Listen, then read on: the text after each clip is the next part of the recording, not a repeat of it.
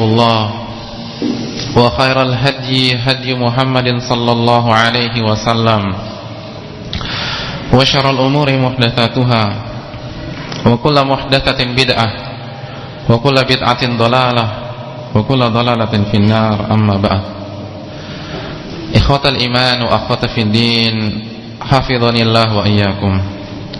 Ikhwan dan akhwat, bapak-bapak, ibu-ibu yang saya hormati dan saya cintai karena Allah Subhanahu wa taala. Semoga kita sama-sama dilindungi dan dijaga oleh Allah Subhanahu wa taala. Tidak ada kata yang pantas untuk kita membuka majelis yang insyaallah dirahmati oleh Allah ini, melainkan memanjatkan puji syukur kepada Allah Subhanahu wa taala atas segala nikmat, rahmat yang Allah berikan dan curahkan kepada kita. Nikmat-nikmat yang tidak mungkin kita bisa hitung, tidak mungkin kita bisa kalkulasikan. Bagaimana kita bisa hitung, sedangkan Allah sudah memastikan hal tersebut dalam surat An-Nahl ayat 18 ketika Allah berfirman, wa in ta'uddu ni'matallahi la tuhsuha. Jika kalian ingin menghitung nikmat-nikmat Allah yang Allah berikan kepada kalian, maka kalian tidak akan mampu bisa menghitungnya. Dan yang berada di saf terdepan adalah nikmat iman dan nikmat Islam. Nikmat yang dengannya kita memperoleh kebahagiaan di dunia dan di akhirat kelak. Dan secara khusus kita bersyukur kepada Allah Subhanahu wa taala karena berkat taufik dan rahmat darinya kita masih mampu berkumpul, bertatap muka dan menyelenggarakan kajian yang sama-sama kita inginkan ini. Kita sama-sama berkumpul mengerjakan sebuah ibadah yang sangat agung, ibadah yang mampu memalingkan kita dari laknat Allah Subhanahu wa taala, sebagaimana yang disabdakan oleh Nabi sallallahu alaihi wasallam dalam hadis yang diriwayatkan oleh Imam Ibnu Majah dan dihasankan oleh Al-Imam Albani. Beliau bersabda, ad-dunya mal'unah mal'unun ma fiha. Nabi sallallahu alaihi wasallam menjelaskan kepada kita bahwa ad-dunya mal'unah, dunia itu dilaknat oleh Allah Subhanahu wa taala. Mal'unun ma fiha, dan seluruh yang ada di dunia ikut dilaknat oleh Allah Subhanahu wa taala illa dzikrallah wa mawalah au aliman au muta'allima. Setelah Nabi SAW menjelaskan kepada kita bahwa dunia ini dilaknat, Nabi SAW menjelaskan hal-hal yang dapat memalingkan kita dari laknat Allah tersebut. Berzikir kepada Allah Subhanahu wa taala. Wa mawalah, yang kedua adalah seluruh aktivitas, seluruh kegiatan yang diridhai dan dicintai oleh Allah Subhanahu wa taala. Au aliman au muta'allima.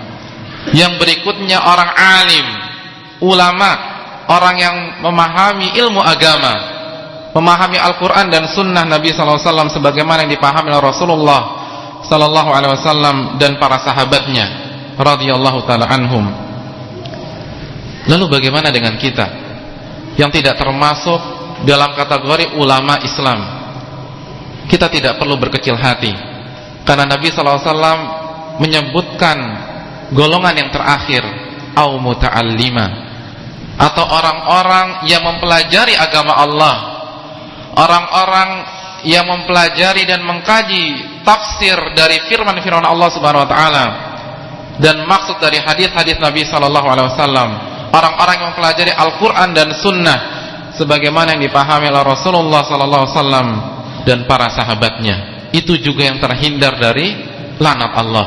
Oleh karena itu jamaah sekalian rahimanillah wa iyyakum, ketika Allah memberikan taufik kepada kita sehingga kita bisa duduk bersama-sama bersimpuh di hadapan Allah untuk mempelajari ilmu agama, untuk mempelajari tafsir Al-Quran, ini merupakan sebuah nikmat. Dan ini yang harus kita hadirkan dalam diri kita. Ketika kita belajar satu ayat Al-Quran, kita harus meyakini, kita harus menghadirkan perasaan nikmat tersebut, dan kita syukuri hal tersebut dalam kegiatan-kegiatan kita yang lain, dalam amalan-amalan kita yang lain. Dan ini yang dilakukan oleh para sahabat Nabi SAW. Para sahabat Nabi SAW ketika mendapatkan ilmu agama, mereka sangat mensyukuri nikmat tersebut. Mereka merasakan sendiri bahwa ini adalah nikmat, bahkan nikmat ini lebih berharga daripada nikmat dunia. Simaklah apa yang dikatakan oleh Abdullah bin Umar. Dan hal ini dicantumkan oleh Al-Imam Adz-Dzahabi dalam Syiar A'lamin Nubala. Ibnu Umar mengatakan, menjelaskan salah satu bentuk contoh yang konkret, yang nyata, bagaimana para sahabat Nabi SAW begitu merasakan nikmatnya belajar agama dan berusaha mensyukuri nikmat tersebut. Ibnu Umar mengatakan, ta'allama Umar bin Khattab al-Baqarah itnatai asyrata sanah, falamma ta'allamaha nahara jazura. Umar bin Khattab radhiyallahu ta'ala anhu, apa hubungannya dengan Abdullah? Jamaah sekalian, ayah dan anak. Jadi anaknya menceritakan bagaimana ayah kandungnya mempelajari ilmu agama. Umar bin Khattab radhiyallahu ta'ala anhu mempelajari tafsir, mempelajari surat Al-Baqarah selama berapa? Kira-kira orang seperti Umar, secerdas Umar, membutuhkan berapa waktu untuk mempelajari surat Al-Baqarah? 1 minggu? 1 bulan? 1 tahun? Ada yang sudah khatam surat Al-Baqarah? Umar bin Khattab mengkhatamkan surat Al-Baqarah 12 tahun. Wah, bagaimana dengan kita ya? Seminggu sekali saja lagi pertemuannya. 12 tahun jemaah sekalian. Falamma ta'allamaha, ketika Umar bin Khattab telah menamatkan surat Al-Baqarah, nahara jazura, beliau syukuran, menyembelih unta.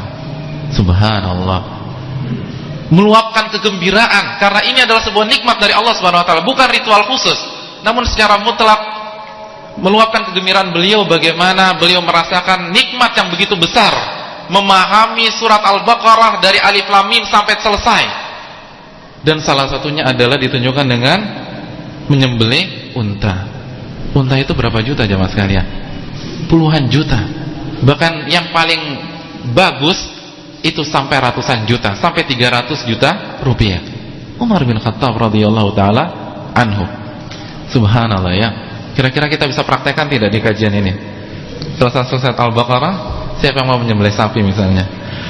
Iya, jamaah sekalian rahimanillah wa iyyakum. Inilah yang kurang dari kita. Kita kurang merasakan nikmatnya ayat-ayat Al-Quran itu dipelajari. Kita kurang merasakan nikmatnya ketika sabda-sabda Nabi SAW itu dibahas dan dikaji. Sehingga ketika kita kurang merasakan nikmat hal tersebut, itu berdampak kurangnya kita dalam mensyukuri nikmat-nikmat tersebut. Oleh karena itu, marilah kita memupuk perasaan ini di dalam jiwa-jiwa kita. Marilah kita menumbuhkan rasa nikmat ketika kita mempelajari satu saja ayat dari Al-Quranul Karim, sehingga perasaan ini dapat memotivasi kita, dapat mendorong kita untuk bersyukur kepada Allah Subhanahu wa taala. Dan salah satu langkahnya dengan mengamalkan ilmu yang sudah kita miliki. Karena ilmu agama adalah sebuah nikmat yang sangat indah yang Allah berikan kepada orang-orang yang Allah kehendaki. Selanjutnya jamaah sekalian rahimanillah wa iyyakum, marilah kita menghanturkan salawat dan salam kepada junjungan kita, suri tauladan kita, Rasulullah sallallahu alaihi wasallam beserta para keluarga, ahlil bait, sahabat-sahabat beliau dan orang-orang yang istiqamah berjalan di bawah naungan sunnah beliau sampai hari kiamat kelak. Hadirin rahimanillah wa iyyakum, kita sama-sama dirahmati oleh Allah Subhanahu wa taala. Kita akan kembali membahas tafsir dari surat Al-Baqarah ayat ke berapa? 123? Oh, cepat sekali. Ayat ke-23.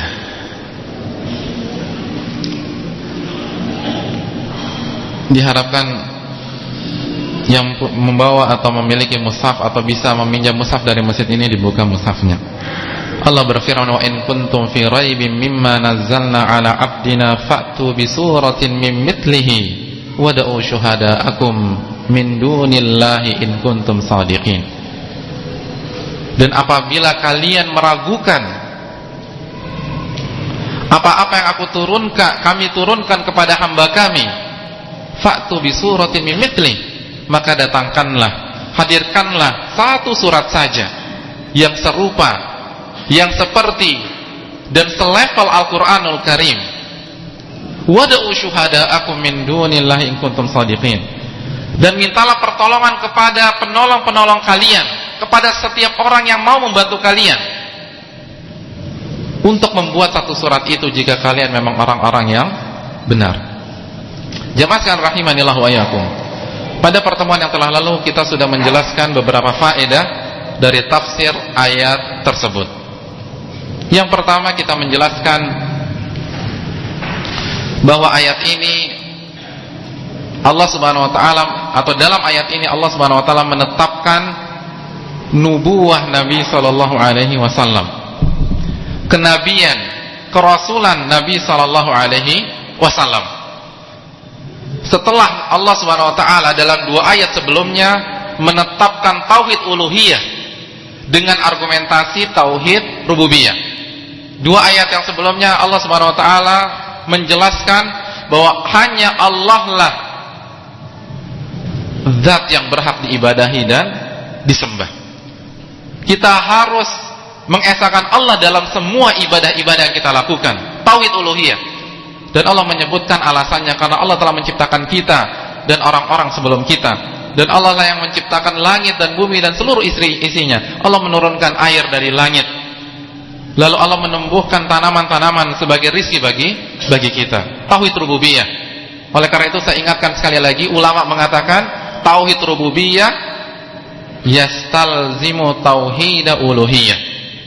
Tauhid rububiyah, keyakinan bahwa Allah lah pencipta kita, yang menciptakan kita dan seluruh alam semesta ini dan mengaturnya, mengandung konsekuensi tauhid uluhiyah, yaitu hanya Allah lah yang berhak kita ibadahi dan kita sembah. Faedah kedua, jamaah sekalian rahimanillah wa iyyakum. Firman Allah, wa in kuntum fi raibin. Raib, kita jelaskan bahwa makna raib asyak ma'al qalaq, ragu-ragu dengan disertai kegalauan, kegundahan hati. Ini yang tepat atau yang paling tepat. Sebagian orang mengatakan artinya hanya ragu-ragu saja. Namun sebagian ulama meluruskan sebagaimana yang dikatakan oleh Syekh Muhammad bin Shalih Al-Utsaimin, bahwa yang lebih tepat adalah keraguan-raguan yang diliputi oleh kegalauan dan kegundahan hati. Mengapa? Karena orang-orang yang meragukan Al-Qur'anul Karim, orang-orang yang meragukan Al-Qur'anul Karim, dia tidak akan mendapatkan ketenangan dan ketentraman jiwa. Bagaimana dia bisa mendapatkan ketenangan hati? Bagaimana dia bisa mendapatkan ketentraman jiwa? Padahal kunci ketenangan, kunci ketentraman hati adalah Al-Qur'anul Karim. Dalam surat Ar-Ra'd ayat 28 Allah berfirman, alladzina amanu wa tatma'innu qulubuhum ala bidzikrillahi tatma'innul qulub. Alladzina amanu wa tatma'innu qulubuhum bidzikrillah ala bidzikrillahi tatma'innul qulub. Dan orang-orang yang beriman dan hati-hati mereka tentram, tenang karena berzikir kepada Allah Subhanahu wa taala. Ala bidzikrillahi tatma'innul qulub. Dan ketahuilah bahwa hanya dengan berzikir kepada Allah hati itu menjadi tenang, hati itu menjadi tentram. Dan zikir paling afdal adalah Al-Qur'an. Oleh karena itu ini yang perlu kita ketahui bersama. Semakin kita mengkaji Al-Quran, maka kita akan mendapatkan ketenangan hati. Semakin kita memahami tafsir dari sebuah ayat Al-Quran, maka jiwa kita akan semakin tentram. Karena Allah sekali lagi memastikan, dan Allah tidak pernah menyelisihi janjinya. Ala bidzikrillahi tatma'innul qulub. Ketahuilah sesungguhnya hanya dengan berzikir kepada Allah, hati dan jiwa kita menjadi tenang. Faedah berikutnya yang kita bahas pada pertemuan yang telah lalu,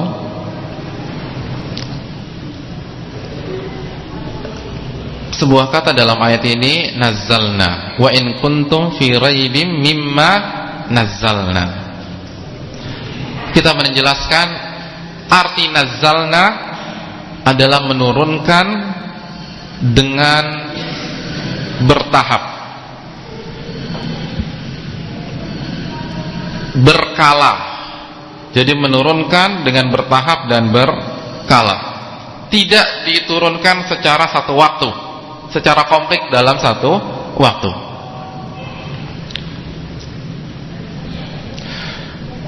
Dan kita sudah menjelaskan bagaimana menggabungkan ayat ini seperti surat Al-Baqarah ayat 23 ini dengan ayat-ayat yang semisal dengannya, dengan ayat-ayat yang menjelaskan bahwa Al-Quranul Karim turun secara komplit dan sempurna dalam satu waktu, sebagaimana firman Allah dalam surat Al-Baqarah ayat 185, Syahrul Ramadan alladzi unzila fihil Quran. Bulan Ramadan adalah bulan diturunkannya Al-Quran. Ayat yang sangat familiar di tengah telinga kita, khususnya di bulan Ramadan. Ayat ini menjelaskan Al-Quran diturunkan di bulan Ramadan. Dan ini sudah menjadi rahasia umum atau pengetahuan umum bahwa salah satu keutamaan bulan Ramadan adalah bulan di mana diturunkannya Al-Quran. Atau ayat yang lain, surat Al-Qadar ayat pertama, inna anzalnahu fi lailatul qadar. Sesungguhnya kami menurunkan Al-Quran pada malam Lailatul Qadar. Bagaimana kita menggabungkan ayat-ayat di atas? Ada yang masih ingat?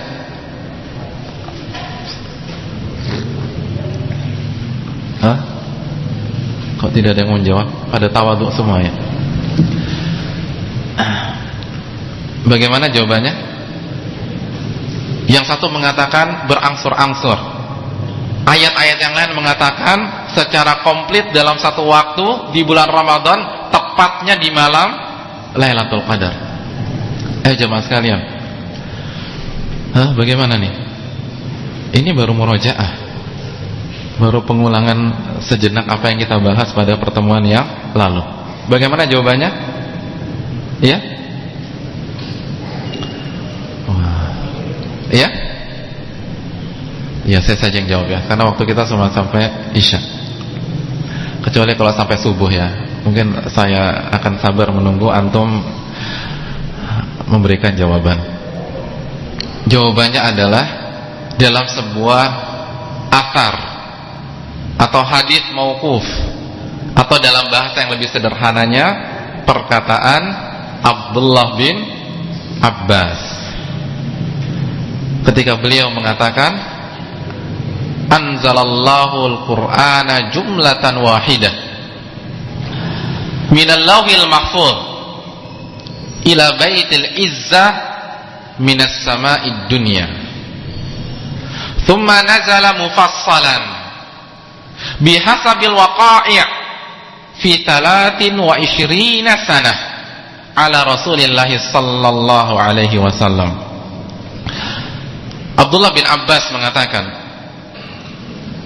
orang yang menempati ranking pertama dalam ilmu tafsir Al-Quran, sebagaimana persaksian Abdullah bin Mas'ud dan yang lainnya, Allah subhanahu wa ta'ala menurunkan Al-Quranul Karim secara komplit, jumlatan wahidah, secara komplit dalam satu waktu pada bulan Ramadan, tepatnya di malam Lailatul Qadar, dari Lauhil Mahfuz ke tempat yang bernama Baitul Izzah di langit dunia. Lalu Al-Quran itu turun secara berangsur-angsur bihasabil waqa'i', sesuai dengan waktu yang sudah Allah tetapkan, sesuai dengan kejadian-kejadian yang melatar belakangi turunnya ayat-ayat dalam Al-Quranul Karim selama 23 tahun kepada Rasulullah sallallahu alaihi wasallam. Athar ini dikeluarkan oleh Imam Hakim dan ulama hadis yang lain, dan sanadnya disahihkan oleh Imam Zahabi dan Imam Albani. Dari sini kita bisa tarik sebuah kesimpulan bahwa Al-Qur'anul Karim turun dan terbagi menjadi dua fase. Fase yang pertama adalah turun secara komplit 30 juz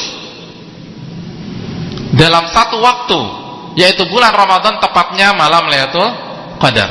Lalu setelah itu fase kedua, dan inilah yang dimaksud surat Al-Baqarah ayat 185 atau surat Al-Qadar ayat 1. Lalu fase kedua adalah turun berangsur-angsur kepada Nabi SAW selama 23 tahun masa kenabian, dan inilah yang dimaksudkan oleh Allah Subhanahu Wa Taala dalam surat Al-Baqarah ayat 23 dan ayat-ayat yang lain. Bisa dipahami?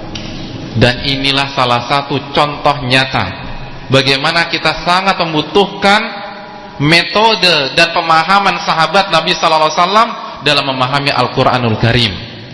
Orang yang hanya bertumpu dengan pemikirannya saja, perenungannya saja, mimpinya saja, dia tidak akan mampu bisa mentafsirkan ayat-ayat ini.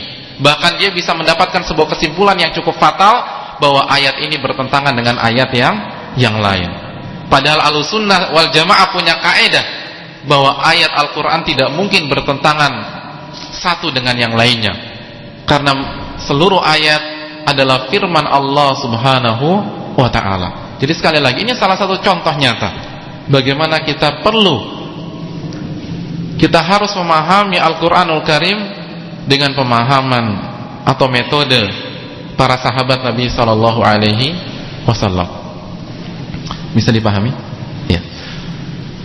Faedah berikutnya, dan kita baru sampai faedah ini pada pertemuan yang telah lalu.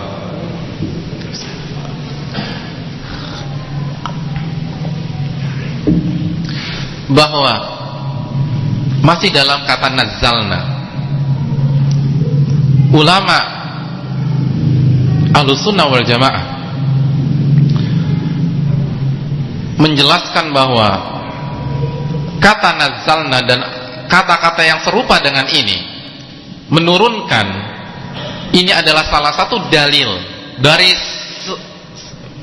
seabrek-abrek dalil, dari dalil-dalil yang lain yang sangat banyak yang menjelaskan bahwa Allah Subhanahu Wa Ta'ala tinggi di atas arsy. Jadi menetapkan salah satu sifat Allah yang bernama ulu. Salah satu sifat Allah yang bernama ulu. Zat Allah itu ada di atas arsy. Dari mana sisi pendalilannya? Allah mengatakan nazzalna, menurunkan. Menurunkan adalah memindahkan sesuatu dari atas ke bawah. Ini menunjukkan bahwa Allah ada di atas. Dan kita sudah jelaskan bahwa banyak sekali dalil yang menjelaskan tentang hal ini. Namun kita perlu menukilkan sedikit saja, karena masih banyak kaum muslimin yang tidak tahu di mana Rabbnya berada. Banyak sekali orang yang mengaku beriman kepada Allah yang bingung di mana zat Allah itu berada. Padahal sekali lagi dalil-dalil yang berbicara ini sangat-sangat banyak dan komplit, dari Al-Quran, dari sunnah Nabi Sallallahu Alaihi Wasallam, dari ijma', dari akal, dan dari fitrah manusia. Di antara dalil dari Al-Quranul Karim, yaitu ayat ini dan ayat lain yang cukup jelas dalam surat Thaha ayat 5. Ketika Allah berfirman Ar-Rahmanu 'alal arsy istawa. Ar-Rahman Allah, istawa itu ala wartafa, tinggi dan berada di atas arsy. Ini sangat jelas sekali. Di antara dalil dari sunnah Nabi Sallallahu Alaihi Wasallam. Jadi yang kedua, dalil dari sunnah Nabi Sallallahu Alaihi Wasallam, yaitu hadis yang diriwayatkan Imam Muslim. Pertanyaan Nabi kepada budak wanita ketika beliau mengatakan faqala laha aina Allah, qalat fis sama. Nabi bertanya kepada seorang budak wanita, di mana Allah? Dan budak itu mengatakan fis sama, di atas. Qala wa man ana? Lalu Nabi SAW melemparkan pertanyaan yang kedua. Pertanyaan kedua, siapa saya? Apa kata budak wanita tersebut? Anta Rasulullah. Engkau adalah Rasulullah. Sabda apa yang dilanjutkan oleh Nabi SAW? A'tiqha fa innaha mu'minah. Merdekakan budak wanita ini karena sesungguhnya dia adalah wanita yang beriman kepada Allah Subhanahu wa taala, wanita yang beriman, mukminah. Ini adalah dalil dari sunnah Nabi sallallahu alaihi wasallam. Yang ketiga, dan ini belum saya sebutkan pada pertemuan yang telah lalu. Dalilnya ijma', kesepakatan kaum muslimin. Dari generasi sahabat sampai generasi berikutnya. Dan ijma' itu hujjah. Ijma' itu dalil. Karena Nabi SAW bersabda, la tajtami ummati ala dhalal. Umatku tidak mungkin bersatu di atas kesesatan, di atas kesalahan, di atas kemaksiatan. Artinya kalau umat Islam bersatu, bersepakat, melakukan konsensus, maka itu ijma', maka itu hujjah, maka itu dalil syar'i yang harus kita terima. Dan yang menukilkan ijma' bukan hanya satu ulama.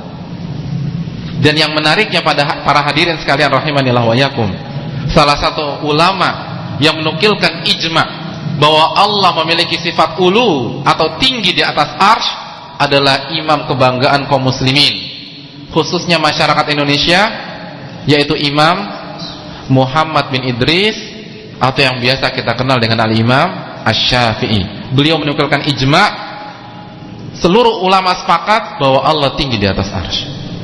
Sebagaimana yang dicantumkan oleh Imam Zahabi dalam bukunya yang sangat bagus yang berjudul Al-Ulu.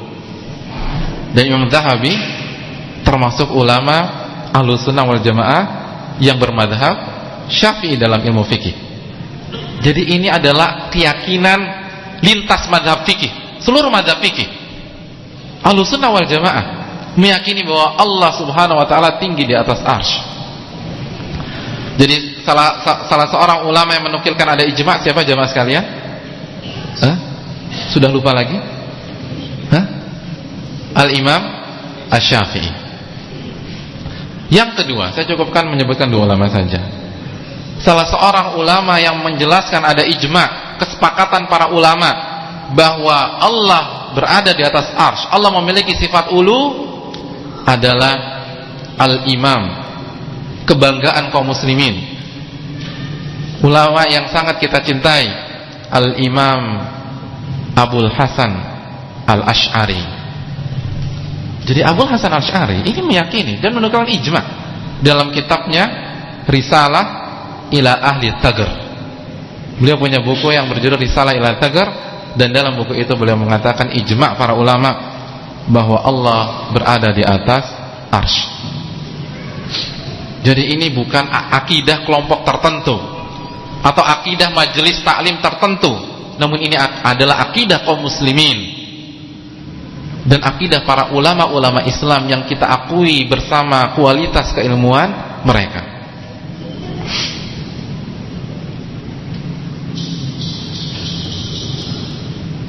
Bahkan jemaah sekalian, seorang ulama yang bernama Sa'id bin Amir Ad-Dabai, salah seorang gurunya Al-Imam Ahmad, itu mengatakan waqad ajma'al yahud wan nasara wa ahlul adyan ma'al muslimin ala anna Allah 'alal arsy wa hum qalu laisa 'alal arsy. Seorang ulama, salah seorang gurunya Imam Ahmad mengatakan telah bersepakat orang Yahudi dan orang Nasrani dan agama yang lain bersama kaum muslimin bahwa Allah Subhanahu wa taala di atas arsy. Namun mereka, kata dia, mereka itu siapa? Jahmiyah. Jahmiyah adalah sekte, sebuah kelompok yang meyakini Allah itu tidak memiliki nama-nama yang indah dan sifat-sifat yang tinggi. Jadi Allah tidak memiliki nama dan sifat. Jadi seluruh nama-nama dan sifat Allah yang tercantum dalam Al-Quran dan hadis-hadis Nabi SAW dihapuskan dari keyakinan mereka. Beliau mengatakan adapun mereka tidak meyakini hal tersebut. Artinya beliau ingin menjelaskan Jahmiyah itu lebih buruk daripada Yahudi dan Nasrani dalam masalah ini. Bagaimana bisa mereka mengingkari agama lain saja mengakui, sedangkan orang yang mengaku Islam atau Jahmiyah itu menolak sifat ini. Bisa dipahami jemaah sekalian? Selanjutnya adalah dalil fitrah, bahwa fitrah manusia itu meyakini bahwa Allah SWT di atas arsy. Dan kita sudah menyimak bagaimana dialog antara siapa? Abu Ja'far Al-Hamadani dan Abul Ma'ali Al-Juwaini yang menjelaskan masalah ini. Dialog yang sangat baik sekali, yang sangat berkelas dan penuh hikmah. Ketika Abu Ja'far Al-Hamadani mendengar bahwa Abul Ma'ali Al-Juwaini meniadakan sifat ulu, meniadakan bahwa Allah tinggi berada di atas arsy. Apa kata Abu Ja'far Al-Hamadani? Apa bantahannya? Bantahan yang sangat sederhana, yang sangat lembut dan bisa kita terapkan. Kata Abu Ja'far Al-Hamadani, akhbirna ya Ustaz an hadhihi ad-darurati allati najiduha fi qulubina. Kalau memang demikian bahwa Allah tidak berada di atas arsy, tolong jelaskan kepada kami wahai Ustaz tentang fitrah yang kami dapatkan di dalam hati-hati kami. Apa fitrah itu? Apa darurat itu? Fa innahu ma qala 'arifun qat ya Allah illa wajada fi qalbihi darurata talabil ulu wa la yaltafitu yamnatan wa la yaltafit yamnatan wa la yasratan. Fa kaifa nadfa bihadhihi ad-darura an anfusina. Apa yang dimaksud fitrah itu? Abu Ja'far mengatakan fitrah itu adalah tidak ada satupun orang ketika berdoa kepada Allah dan menyebut ya Allah kecuali dia mendapatkan fitrahnya yang ada di dalam dirinya, yang ada di dalam hatinya menghadap ke atas. Jadi ketika seseorang berdoa, siapapun dia, sudah ngaji atau belum pernah ngaji, ketika berdoa jiwanya, hatinya akan menghadap ke atas. Dia tidak akan, kata Abu Ja'far, dia tidak akan menoleh ke kanan dan ke kiri. Ada di antara antum kalau doa itu nengok ke kanan ke kiri? Tidak. Kita semua secara fitrah ketika berdoa menghadap ke atas, karena kita meyakini bahwa Allah SWT ada di atas. Lalu bagaimana kita menghilangkan perasaan ini, kita menghilangkan fitrah ini dalam hati kita wahai Ustaz? Jadi dibantah sama Abu Ja'far. Kalau demikian bagaimana kalau misalnya keyakinan yang benar seperti yang antum katakan bahwa Allah Subhanahu wa taala tidak ada di atas, bagaimana kita menghilangkan fitrah ini? Apa yang dilakukan Abu Ma'ali? Latama Abul Ma'ali ala ra'sihi. Dia memukul kepalanya. Wa nazal, lalu dia turun dari podium dan dia menangis dan mengatakan hayyaranil hamadani hayyarani. Hamadani telah membingungkan aku. Hamadani telah memusingkan aku, bingung, dia tidak bisa menjawab, padahal orang alim, orang cerdas sekali, pakar usul fikih, tapi tidak bisa menjawab pertanyaan seperti ini. Dialog ini dicantumkan juga oleh Al-Imam Zahabi dalam Al-Ulu dan disahihkan oleh Al-Imam Al-Bani. Jadi ini fitrah jemaah sekalian. Dan di antara bukti fitrah yang lain, kita sering mendengar masyarakat kita, walaupun mereka belum belajar agama, dengan mudahnya mengatakan, mari kita serahkan urusan kita kepada yang di atas. Pernah dengar perkataan seperti itu apa tidak? Marilah kita menyerahkan urusan ini kepada yang di atas. Tidak ada masyarakat mengatakan marilah kita serahkan urusan ini kepada yang di samping kanan atau ke samping kiri, tidak. Karena fitrah manusia mengatakan Allah itu di atas. Makanya orang awam pun, gak pernah ngaji pun, ketika mengatakan tentang sifat Allah atau keberadaan Allah, dia mengatakan marilah kita serahkan kepada yang di atas. Pernah dengar perkataan ini? Sering. Gak ada yang mengatakan mari kita serahkan kepada yang di bawah. Gak ada itu ceritanya. Atau kepada yang ke samping, atau kepada yang di belakang. Tidak. Marilah kita serahkan kepada yang di atas. Kecuali kalau orang sudah rusak fitrahnya. Seperti siapa? Seperti tokohnya Jahmiyah yang bernama Bishr Al-Mirisi. Ketika dia sujud, doa dia apa? Subhana rabbiyal asfal. Maha suci Allah, Rabb aku yang maha rendah. Ini doa yang dibacakan oleh tokoh Jahmiyah ketika sujud. Ini menunjukkan bahwa dia telah menipu fitrahnya. Fitrahnya telah rusak dan tidak ada orang yang sepakat dengan dia apabila fitrahnya masih normal. Oleh karena itu ini juga dalil yang menjelaskan masalah ini. Bisa dipahami jemaah sekalian rahimanillah wa yakum. Dan dalil akal. Adapun dalil akal, Al-Imam Ibnu Qayyim menyebutkan 30 sudut pandang akal dalam masalah ini, dan bagi yang ingin menceknya bisa dicek di As-Sawa'iq Al-Mursalah. Buku beliau yang berjudul Sawa'iq Al-Mursalah, dan Syekhul Islam Ibnu Taimiyah menyebutkan 5 cara berargumentasi dengan akal yang beliau cantumkan dalam Darut Ta'arud. Iya, kita lanjutkan karena akal biasanya agak ribet, maka saya serahkan bagi yang sudah bisa bahasa Arab, tinggal rujuk saja ke buku yang baru saja saya sebutkan. Selanjutnya jemaah sekalian rahimanillah wa iyyakum, perkataan Allah Subhanahu wa taala, firman Allah dalam surat Al-Baqarah 23 ini, abdina wa in kuntum fi raibim mimma nazzalna ala abdina. Apabila kalian ragu dengan kegalauan terhadap apa-apa yang kami turunkan kepada hamba kami. Dalam ayat ini Allah tidak menjelaskan siapa nama hambanya tersebut, namun Allah jelaskan yang lain. Dalam surat Muhammad ayat 2 Allah mengatakan, wa amanu bima nuzzila ala Muhammad. Orang-orang yang beriman dan beramal saleh, dan orang-orang yang beriman kepada apa-apa yang diturunkan kepada Muhammad. Jadi hamba di sini adalah Nabi sallallahu alaihi wasallam, Rasulullah sallallahu alaihi wasallam. Walaupun tidak disebutkan namanya dalam ayat ini, dalam ayat yang lain, dalam surat Muhammad ayat 2 Allah sebutkan wa amanu bima nuzzila ala Muhammad.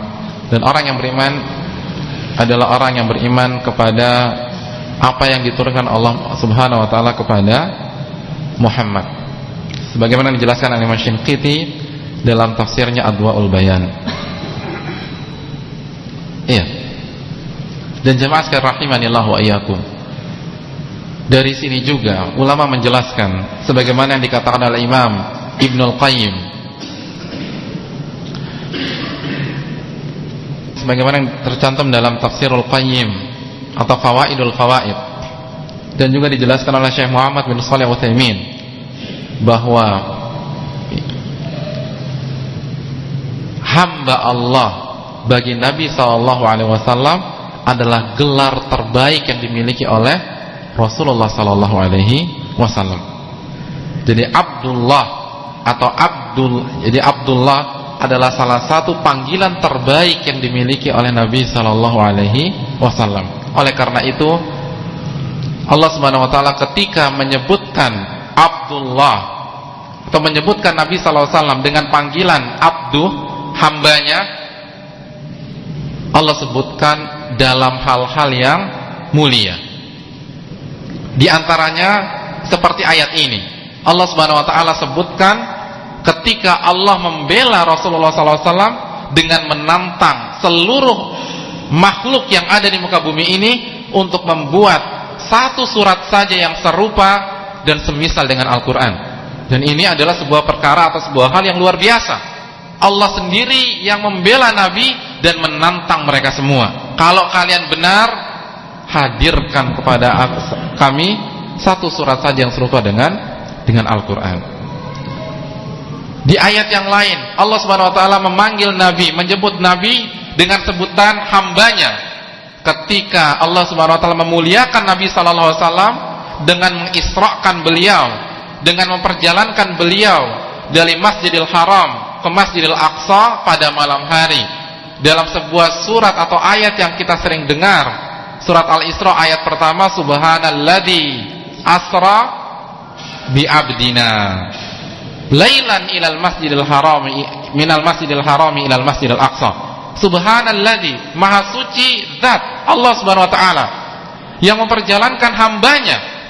Allah mengatakan hamba kembali pada malam hari dari Masjidil Haram ke Masjidil Aqsa.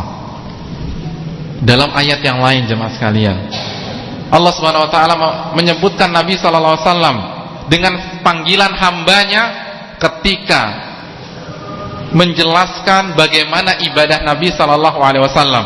Dalam surat Al-Jin ayat 19 Allah berfirman apa? Wa annahu lamma qama 'abdullahi yad'uuhu kadu yakununa 'alaihi libada. Dan ketika Nabi sallallahu alaihi wasallam qama yad'uuhu, Nabi sallallahu alaihi wasallam berdiri untuk beribadah, untuk berdoa kepada Allah Subhanahu wa taala, hampir-hampir saja para jin itu berdesak-desakan untuk menyimak apa yang sedang dilakukan oleh Nabi sallallahu alaihi wasallam. Jadi Allah menyebutkan Nabi sallallahu alaihi wasallam menunjukkan bagaimana luar biasanya ibadah Nabi sallallahu alaihi wasallam. Atau dalam ayat yang lain ketika Allah memuliakan beliau dengan menurunkan Al-Qur'anul Karim kepada beliau. Dalam surat An-Najm ayat 10 apa kata Allah? Fa'auha ila 'abdihi ma auha. Dan Allah Subhanahu wa taala memberikan wahyu kepada hambanya. Sekali lagi Allah mengatakan hambanya. Apa-apa yang Allah wahyukan, yaitu Al-Qur'anul Karim. Inilah beberapa contoh bagaimana Allah Subhanahu wa taala memanggil atau menyebutkan Nabi sallallahu alaihi wasallam dengan panggilan hamba. Oleh karena itu ulama mengatakan, sebagaimana yang dijelaskan oleh Syekh Muhammad bin Shalih Al-Utsaimin, panggilan terbaik, panggilan terafdal kepada Nabi sallallahu alaihi wasallam adalah abduhu wa rasuluh, adalah hamba Allah dan rasulnya. Sifat terbaik yang dimiliki oleh Nabi sallallahu alaihi wasallam adalah sifat ubudiyah dan risalah. Ubudiyah adalah status Nabi sebagai hamba Allah. Ubudiyah, penghambaan, ibadah kepada Allah Subhanahu wa taala, dan risalah adalah kerasulan, yaitu Nabi sallallahu alaihi wasallam sebagai Rasulullah sallallahu alaihi wasallam. Inilah gelar atau sifat terbaik yang dimiliki oleh Nabi sallallahu alaihi wasallam. Dalam hal ini ditegaskan oleh sabda Nabi sallallahu alaihi wasallam yang diriwayatkan Imam Bukhari ketika Nabi mengatakan kepada umatnya, la tutruni kama atratin nasara ibna Maryam fa innama ana abduh faqulu abdullahi wa rasuluh. La tutruni, jangan kalian memuji aku, memuliakan aku dengan cara berlebih-lebihan, melampaui batas, sebagaimana pujian orang-orang Nasrani kepada Isa bin Maryam. Mereka mengatakan Isa anak Tuhan, atau bahkan mereka mengatakan bahwa Isa itu ilah. Jangan seperti itu, karena sesungguhnya aku adalah hamba Allah. Maka panggillah aku, katakanlah Muhammad adalah Abdullah wa rasuluh. Muhammad bin Abdullah sallallahu alaihi wasallam adalah hamba Allah dan Rasulullah sallallahu alaihi wasallam. Dari ayat hadis yang mulia ini, sekali lagi ulama mengatakan bahwa nama atau panggilan terbaik bagi Nabi sallallahu alaihi wasallam adalah abduhu wa rasuluh, hamba Allah dan Rasulullah sallallahu alaihi wasallam.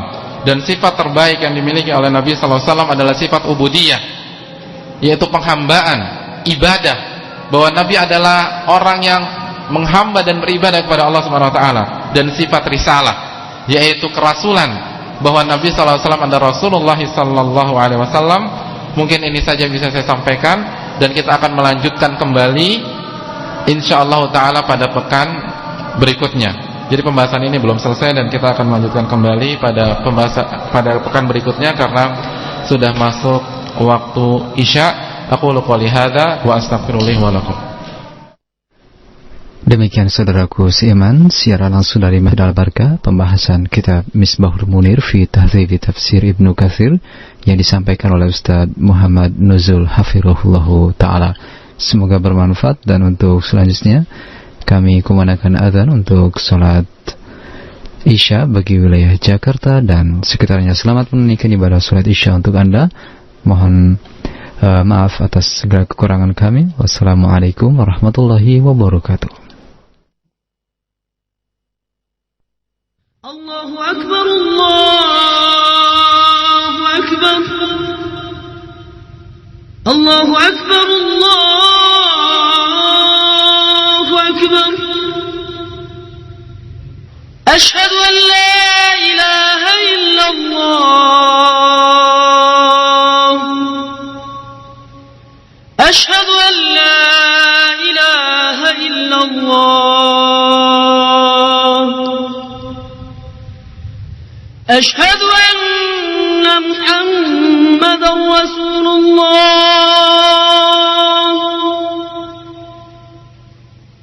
أشهد أن محمدا رسول الله.